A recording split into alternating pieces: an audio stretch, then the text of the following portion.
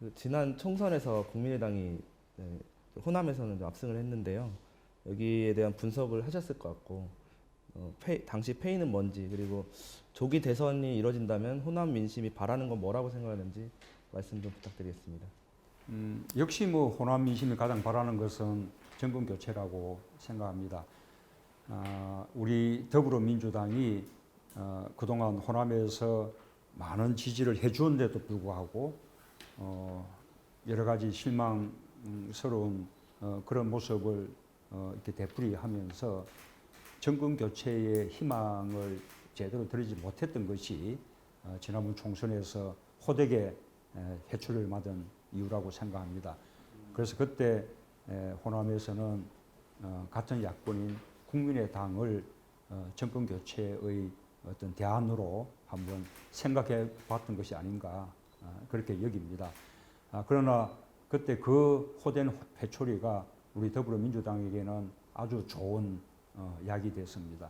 그 이후에 우리 더불어민주당 아주 튼튼해졌고 제1당이 되고 또 전국정당이 되고 그리고 지금은 역시 정권 교체는 더불어민주당이 해내겠구나라고 기대받는 정당이 되었습니다. 그래서 이제는 호남 민심도 우리 더불어민주당에게 많은 기대를 보내주고 계셔서 정말 감사드리고 싶습니다. 관련해서 작년 12월 3일에 광주에서 그 촛불 집회가 있었는데 그때 무대 발언을 못 하셨어요. 기억이 나시는지 모르겠습니다. 그때 심정이 좀 어떠셨는지 좀 궁금한데. 아니요.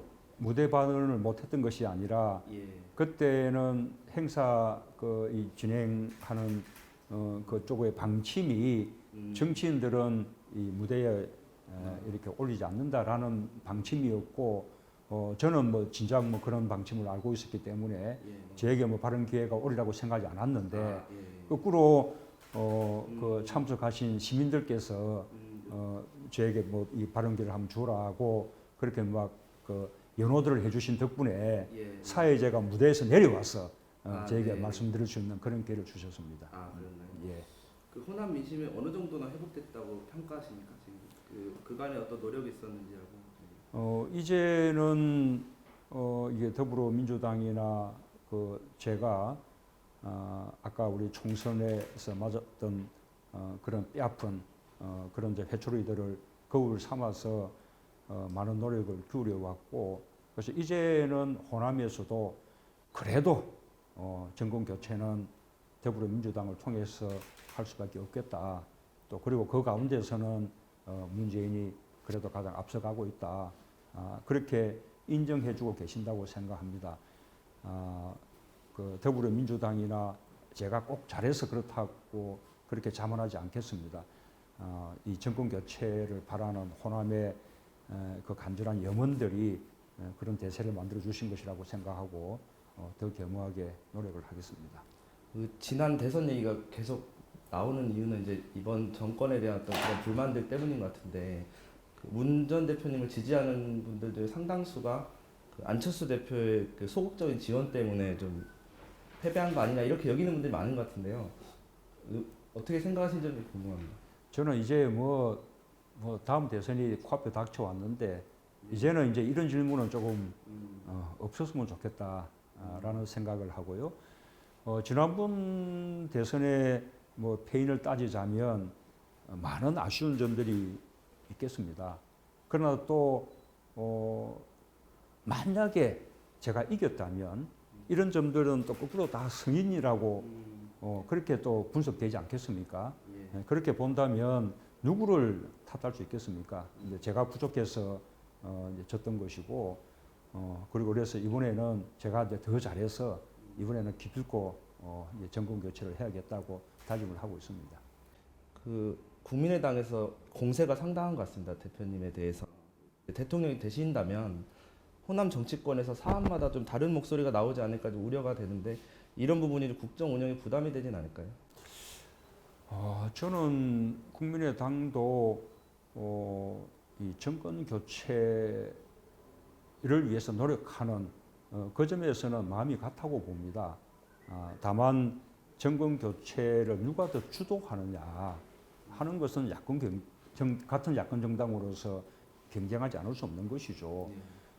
우리 더불어민주당이 앞서가고 있고 또 그 가운데 제가 또 1등 후보이기 때문에 저에게 집중적인 그런 공격을 하고 있는 것이고요. 그러나 끝내 나중에 정권 교체를 위해서는 저는 함께 힘을 모으게 될 것이라고 생각합니다. 정권 교체 이후에도 우리에게 주어진 과제가 역시 또 적폐를 청산하고 새로운 대한민국을 건설해야 한다는 과제가 남아 있는 거 아니겠습니까? 저는 그 점에서도 국민의당은 입장을 함께 할 것이라고 생각합니다. 정권 교체를 하는 과정에서나 또 앞으로 정권 교체 이후에 오랜 적폐를 청산하고 새로운 대한민국을 만들어나가는 그런 과정에서도 국민의당과 함께 힘을 모아 나갈 수 있도록 그렇게 노력하겠습니다. 그 호남 소외론 한번 여쭤보겠습니다. 인사나 정부 지원 등에서 좀 차별받고 있다는 어떤 인식이라든지 이런 뭐 정치권의 어떤 수사수도 있는데요. 뭐 5.18 민주화운동도 역사적 배경도 있겠지만 그에 대한 생각이나 해결책이 있다면 어떤 게 있으실까요? 우선은 박정희 정권 시절부터 이 새누리당 계통의 정권들은 오랫동안 이 수도권을 중심으로 하는 또는 수도권과 경부축을 중심으로 하는 국가 불균형 성장 전략을 국가 발전 전략으로 그렇게 삼아 왔습니다. 그 때문에 성장은 이루었지만 또 그 이면에 큰 그늘이 생겨난 거죠. 이 성장에서 더 많이 혜택 본 지역이 있는가 하면 상대적으로 성장의 혜택에서 소외되고 배제된 차별받은 그런 지역이 생겼습니다. 호남이 오랫동안 성장의 그 혜택에서 소외되고 배제되어 왔기 때문에 그런 호남 소외감이 생긴 것이라고 생각하고요. 김대중 노무현 정부는 그것을 바로잡기 위해서 지방 분권을 강화하고 또 강력한 국가 균형 발전 정책을 펼치면서 호남의 소외나 차별을 바로잡으려고 노력했지만 그러나 여전히 부족한 점들이 있었다고 생각합니다. 그 때문에 아직도 호남 소외라는 이런 이제 그게 인식이 없어지지 않은 것이죠. 그래서 앞으로 정권 교체 이후에 들어설 제3기 민주정부는 과거 참여정부 또 김대중 정부보다 훨씬 더 강력한 지방분권 정책, 훨씬 더 강력한 국가균형발전 정책을 통해서 다시는 호남의 소외, 차별 이런 말이 나오지 않도록 그렇게 해나가겠습니다. 그 많이 지역을 다니시는데 그 광주하고 전남하고 또 민심에 좀 차이를 느끼시는지 좀 궁금합니다. 광주는 좀 상당히 공을 많이 들이시는 듯한 인상을 좀 받거든요. 예, 역시 뭐 광주와 전남이 그 민심의 차이는 있는 것 같습니다. 그러나 상대적으로 전북하고 비한다면 뭐 차이가 상대적으로 적으면서 동질성이 강하다고 그렇게 여깁니다. 그러나 이 지역적으로 각각 다른 특성들이 있는 만큼 우리가 크게는 호남이라는 한 틀 속에서 생각하면서 또 그 내에서 광주와 전남, 전북을 또 따로 또 배려하는 이런 사고가 필요하겠다고 생각합니다.